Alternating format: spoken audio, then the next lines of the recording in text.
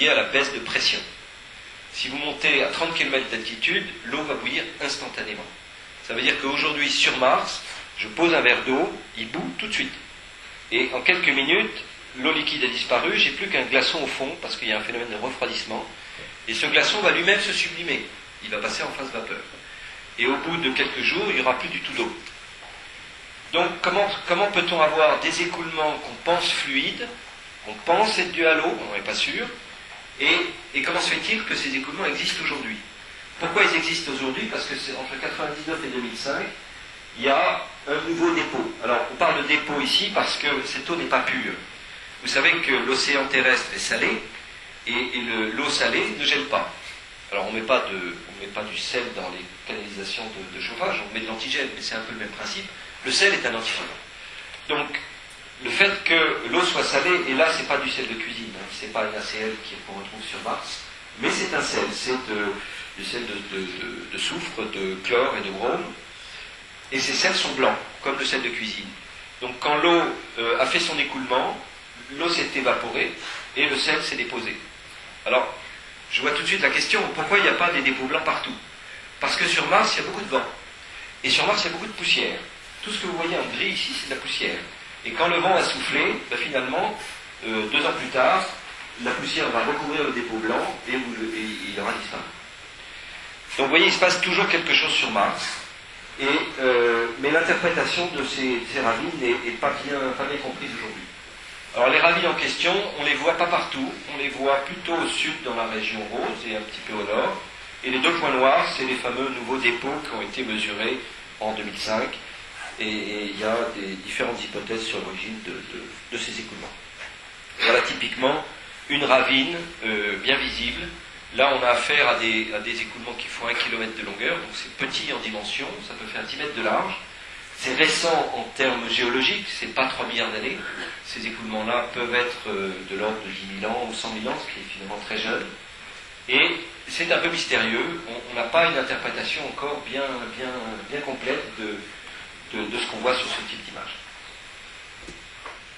Alors, il y a eu à peu près 33 tentatives pour explorer Mars. Sur les 33, il y en a une dizaine qui ont réussi et les 2 tiers qui ont échoué. Parce que c'est difficile d'explorer Mars. Vous allez voir, je vais vous montrer un petit film si on a le temps. C'est extrêmement difficile, c'est peut-être plus difficile de se poser sur Mars que de se poser sur Vénus. Tout simplement parce que l'atmosphère est très ténue, très peu dense et qu'il faut beaucoup de technologies innovantes. Un parachute ne suffit pas pour se poser sur Mars. Et sur ces 33 missions, il y en a une qui est européenne, c'est celle-là. Elle s'appelle Mars Express. Elle a été lancée en 2003 et elle est arrivée à Noël 2003 sur Mars. Alors, je ne vais pas vous parler de la sonde qui malheureusement a échoué. Bon, elle est britannique, tant pis pour eux, ils ont raté leur coup. Mais ils espéraient se poser sur Mars et malheureusement ça n'a rien donné. Alors quelques exemples de ce que cette sonde, ce satellite peut faire. Vous avez une caméra assez classique, en termes de résolution qui fait environ 10 mètres par pixel. Bon, je crois que c'est quelque chose qui parle bien. Maintenant tout le monde connaît les pixels. Et par contre, elle a deux intérêts cette caméra, c'est qu'elle est couleur. Donc là vous avez des vraies images de Mars. Et en plus elle est en stéréo, puisqu'on prend des images sur des angles différents. Et avec un ordinateur, on peut faire des images en vue oblique, avec un relief bien prononcé. Ce que ne vous dit pas l'image, par exemple, c'est cette traînée noire qui est au fond de cette très très vieille rivière. Qu'est-ce que c'est que cette traînée noire? Est-ce que c'est un vieux basalte? C'est probable. Ou est-ce qu'on peut toujours rêver, c'est du carbone de type suie de cheminée, qui serait extrêmement intéressante parce qu'aujourd'hui, le carbone, tout le carbone qu'on a trouvé sur Mars est oxydé, et sous forme de CO2 et de CO. Et ça c'est pas une très bonne nouvelle parce que vous savez que la vie est basée sur le carbone et on aimerait trouver des molécules organiques, des chaînes carbonées, des molécules qui contiennent du carbone, de l'hydrogène, de l'oxygène, etc., etc. Tout ce qui fait la chimie organique et ce qui fait la chimie du vivant. Aujourd'hui, on n'a rien trouvé, ce qui nous pose un vrai problème. Donc, pour interpréter ce type d'image, j'y reviendrai tout à l'heure, il faut un autre instrument plus performant. Là, vous avez le plus grand volcan de l'univers, connu. C'est l'Olympus Mons. Alors, il n'est pas blanc comme ça, hein, la couleur est complètement fausse. Par contre, son relief est assez exact. et ça c'est un relief qui est obtenu par un altimètre. Donc vous avez un volcan qui est à peu près la taille de la France, vu de haut, qui fait 600-700 km de diamètre, pour environ 27-30 km de haut. Je pense qu'il y a pas mal de skieurs qui skient dans les Pyrénées ici. Ça c'est une piste verte, c'est-à-dire que c'est une pente très faible de l'ordre de 3 à 5%. C'est pas du tout le Fujiyama qui a des pentes extrêmement raides. Ça veut dire que la lave sur Mars est beaucoup plus fluide que les laves terrestres, et donc c'est probablement parce que c'est une lave là également gorgée d'eau. Autre exemple, une vallée de débâcle. Qu'est-ce que c'est que la source d'une vallée de débâcle? Ça c'est probablement une source de vallée de débâcle. Vous avez un terrain ici, ancien, cratérisé, et puis une zone où manifestement toute cette zone-là s'est effondrée sur elle-même.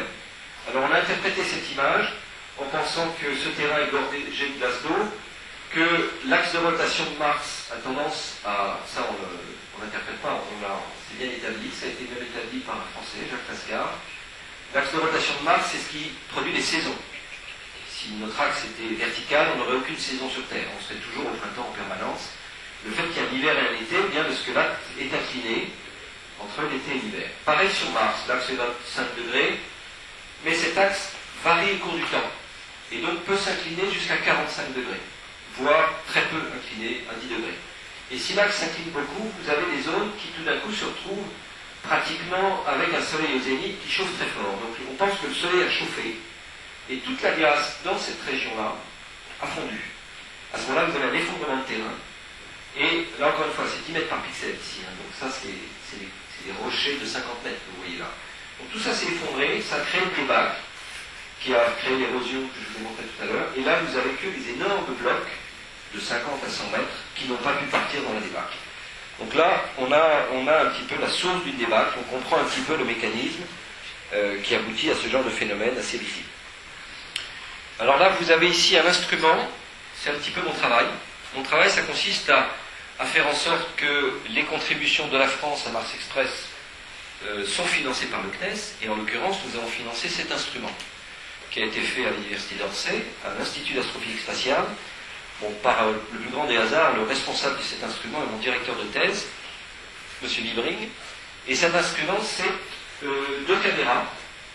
Là, on a mis des capes rouges, c'est des penses bêtes, c'est simplement ne pas oublier de les enlever avant de mettre l'engin sur le satellite.